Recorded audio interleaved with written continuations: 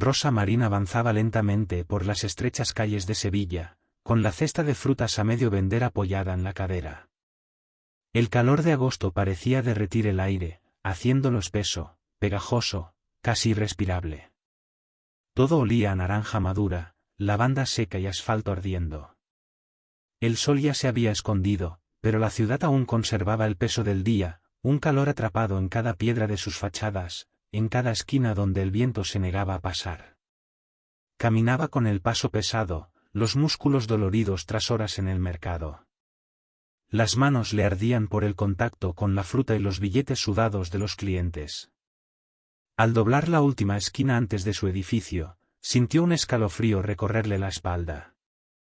No había viento, no había cambio de temperatura, pero algo en la quietud de la calle la inquietó. Su barrio siempre era bullicioso, incluso al caer la noche. Niños corriendo, voces desde las ventanas, el sonido de los platos al ser recogidos después de la cena. Pero aquella noche todo parecía distinto, como si la ciudad contuviera la respiración. Apretó los labios y aceleró el paso, intentando calmar la inquietud que le encogía el pecho. Subió los escalones de piedra desgastada hasta la puerta de su edificio. La madera vieja solía rechinar al girar la llave, pero cuando empujó, la puerta se abrió sin resistencia. Se detuvo un instante, sintiendo la piel erizarse en la nuca. No recordaba haberla dejado así. Entró con cautela, los sentidos aguzados. El pasillo olía a humedad, a ceniza de cigarro y a algo más, algo metálico que le revolvió el estómago. Dio un paso más y sintió la casa vacía, hueca, como si la oscuridad hubiera devorado todo lo que alguna vez la hizo su hogar. El televisor parpadeaba en la sala, proyectando sombras irregulares en las paredes. La pantalla mostraba imágenes de un viejo programa nocturno, los colores destellando en la penumbra. No recordaba haberlo dejado encendido. Dio otro paso y notó que la alfombra bajo sus pies estaba húmeda. Bajó la vista y el corazón se le detuvo un instante. Un charco oscuro se extendía bajo la mesa, absorbido lentamente por la tela gruesa.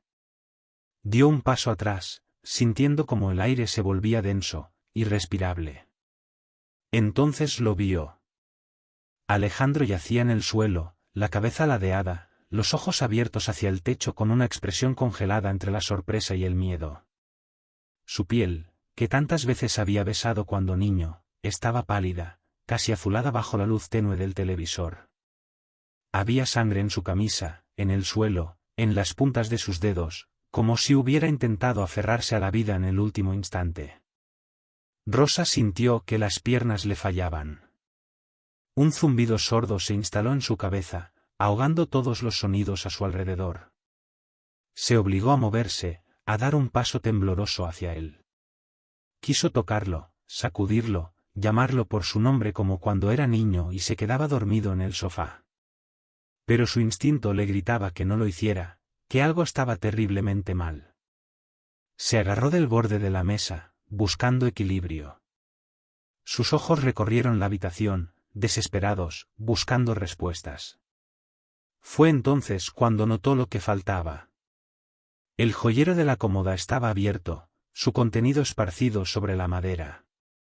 Los pendientes de su madre, los anillos de su abuela, todo estaba allí, excepto una sola pieza, el collar familiar, aquel que había pasado de generación en generación, un hilo de oro con un colgante de esmeralda. Era la única joya que realmente tenía valor, más allá del sentimental. Alejandro nunca lo usaba, pero siempre decía que algún día lo regalaría a alguien especial. Ahora había desaparecido. Rosa sintió que algo dentro de ella se rompía, una grieta profunda que la dejó sin aire. Su hijo no estaba solo muerto. Lo habían matado. ¿Y quién lo hizo? Se había llevado lo único que aún unía su historia familiar a un futuro posible. Sus rodillas cedieron, pero se obligó a mantenerse en pie. No había tiempo para el dolor, no aún. Su cuerpo se movió por instinto, buscando el teléfono, pero su mente ya estaba muy lejos. No pensaba en la policía, ni en el hospital, ni en la familia que vendría a llorar junto a ella. Solo podía pensar en una cosa: encontrar a quien había hecho esto. Encontrarlo y asegurarse de que pagara. El juicio fue rápido, casi rutinario. Apenas unas semanas después del asesinato de Alejandro, el tribunal dictó sentencia: 10 años para Rubén Castro, 6 para sus cómplices. Rosa escuchó el veredicto con el cuerpo tenso, las uñas clavadas en la madera del banco donde estaba sentada. 10 años. 6. Como si la vida de su hijo pudiera reducirse a una cifra tan ridícula. La sala estaba llena de murmullos, rostros impasibles, abogados intercambiando documentos, jueces que ya pensaban en el siguiente caso. Para ellos, era solo otro expediente que cerrar. Para ella, era el final de todo lo que había conocido. El tiempo perdió su sentido después de aquello. Al principio intentó aferrarse a la rutina, regresar al mercado, levantarse temprano, seguir adelante como si aún quedara algo por lo que luchar. Pero todo parecía carente de propósito. Las calles de Sevilla, que antes la reconfortaban con su bullicio y sus aromas familiares, se convirtieron en un recordatorio constante de lo que había perdido. Su apartamento, que una vez fue un refugio, se sintió vacío, inhóspito. Se alejó de sus amigas, de sus hermanas, de su familia. No quería su compasión ni sus consejos. Solo quería estar sola. Poco a poco, su mundo se redujo a un solo lugar, el cementerio. Iba casi todos los días, a la misma hora, llevando flores que a veces ni siquiera dejaban la tumba.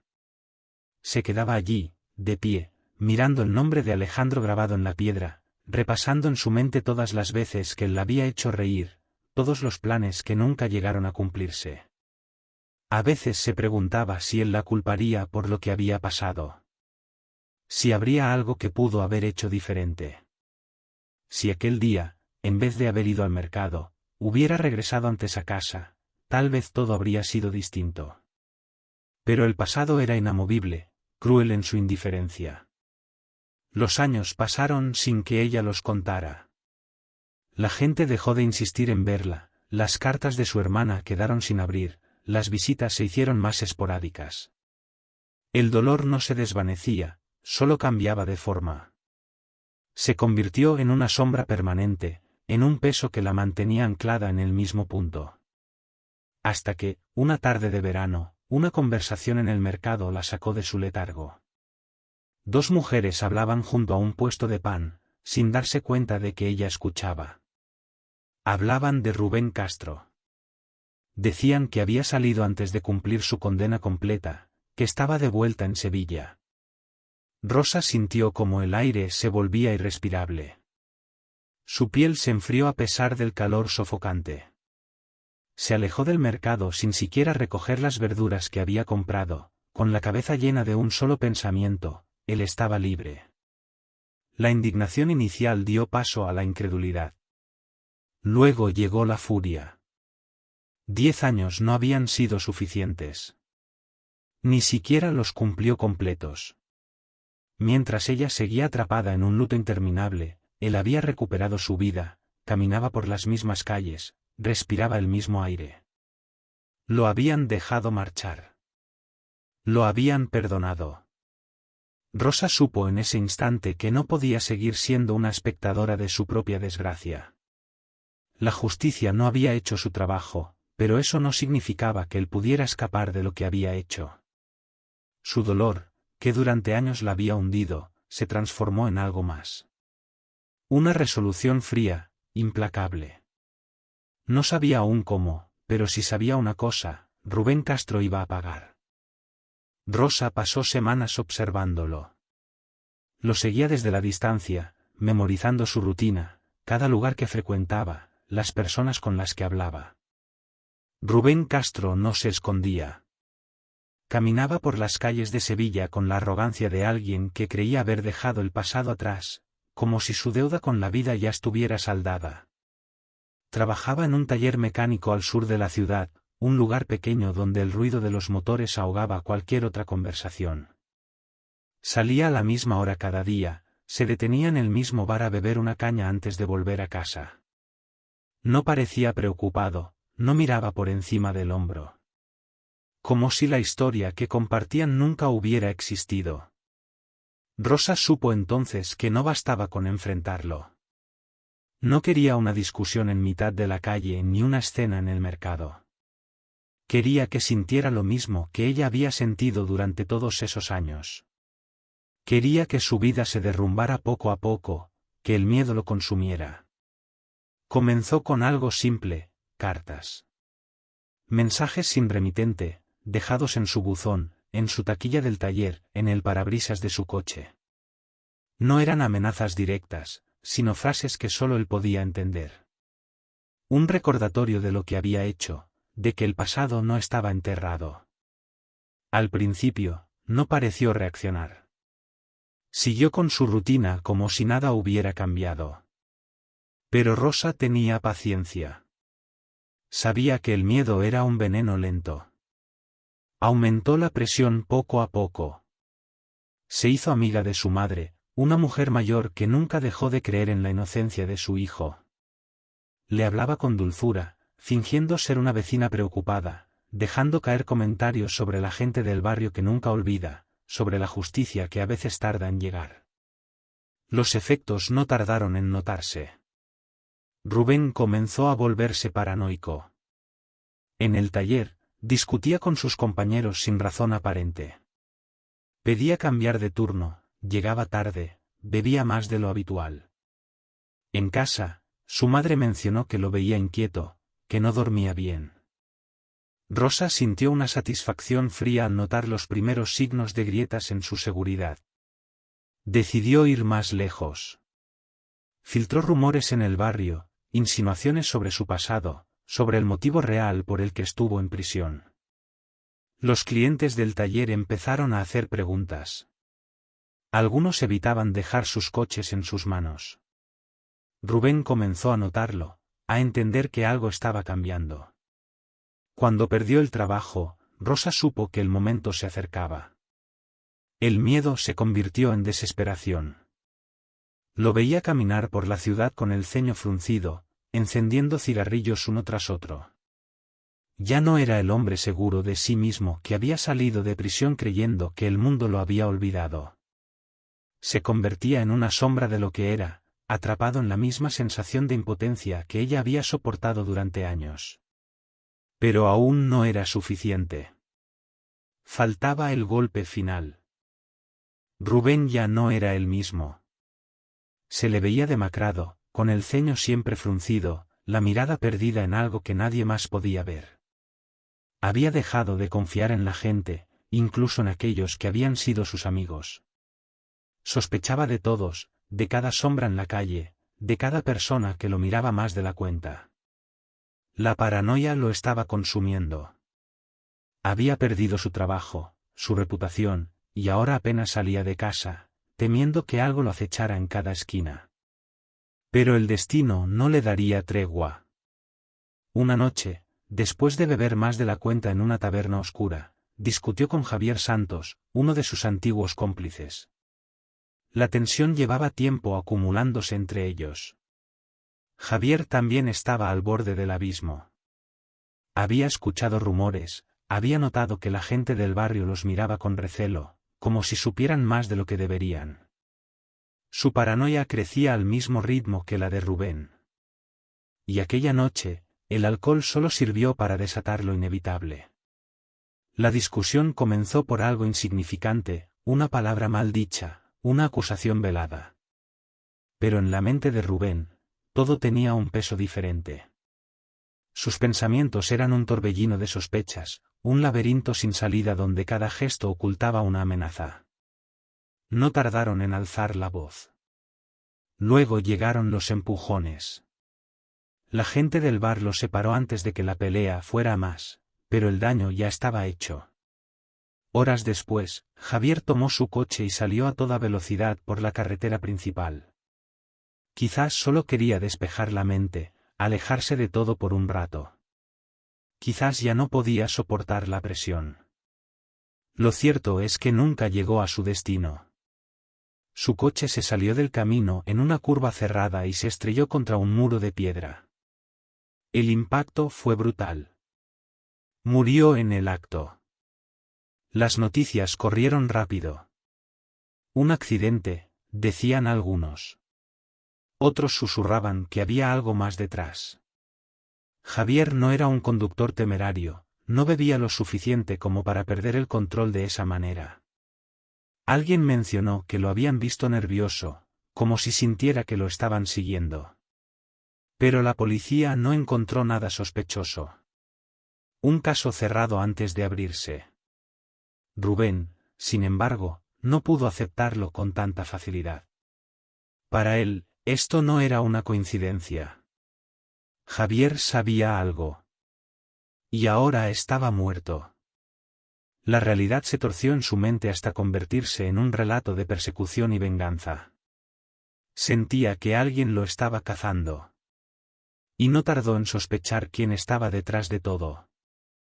Daniel Moreno, el tercer hombre en aquella fatídica noche de hace 10 años, notó el cambio en Rubén. Al principio no le dio importancia, lo atribuyó al alcohol y a los problemas que venía arrastrando. Pero con el tiempo, las miradas furtivas, los silencios incómodos y las preguntas insidiosas lo hicieron darse cuenta de que algo más estaba ocurriendo. Rubén lo observaba de una manera diferente. Como si buscara una confirmación, una prueba de que él también estaba en peligro. Daniel había aprendido a vivir con la culpa de aquella noche. No es que le quitara el sueño, pero tampoco era un recuerdo que quisiera revivir. Hacía lo posible por mantenerse al margen, evitar conflictos, no destacar demasiado. Pero ahora sentía que algo lo arrastraba de vuelta, que una sombra del pasado se cernía sobre ellos. Y entonces se empezó a hacer preguntas. Escuchó rumores, fragmentos de conversaciones en el barrio, cosas que no deberían haber salido a la luz después de tantos años. Su nombre, el de Rubén, el de Javier. Gente que nunca había estado involucrada en el caso ahora hablaba de ello con una seguridad inquietante. No eran coincidencias. Alguien estaba moviendo los hilos, desenterrando el pasado con un propósito. Y mientras Daniel intentaba entender qué estaba ocurriendo, Rosa lo observaba desde la distancia. Sabía que tarde o temprano llegaría a la única conclusión posible. Sabía que su mundo se estaba derrumbando, pieza por pieza. Solo necesitaba un poco más de tiempo. Daniel Moreno ya no dormía. Cada sonido en la noche lo hacía saltar de la cama, cada sombra en la calle lo obligaba a mirar 2 veces. Sentía que alguien lo observaba, que alguien estaba jugando con su mente, y lo peor era que no tenía pruebas de nada. Solo su instinto, ese que durante años le había permitido sobrevivir, ahora le gritaba que algo estaba terriblemente mal. Rubén no dejaba de acosarlo con preguntas, con miradas sospechosas, con insinuaciones veladas sobre la muerte de Javier. Cada vez que hablaban, la tensión crecía entre ellos. Rubén estaba convencido de que todo era parte de un plan, pero Daniel no podía responderle, porque él mismo no sabía la verdad. No entendía cómo todo aquello había comenzado a derrumbarse, ni quién estaba detrás de todo. Los problemas no tardaron en multiplicarse. Una mañana, al llegar a su taller, encontró a su jefe esperándolo con los brazos cruzados y una mirada fría. Faltaba dinero en la caja, una cantidad considerable, y todas las sospechas recaían sobre él. Daniel protestó, pero las pruebas parecían claras. Habían encontrado registros que lo señalaban, movimientos en las cuentas que él nunca había hecho. Supo en ese momento que lo habían atrapado. Era un juego demasiado limpio, demasiado bien calculado. No había forma de defenderse. Fue despedido sin más, con la advertencia de que, si no devolvía el dinero, la policía intervendría. Regresó a casa con las manos temblorosas, tratando de pensar, de encontrar una salida. Pero al abrir la puerta, encontró las maletas de su esposa junto a la entrada.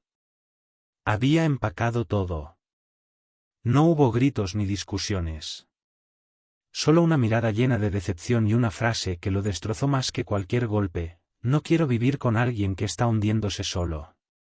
La desesperación lo consumió.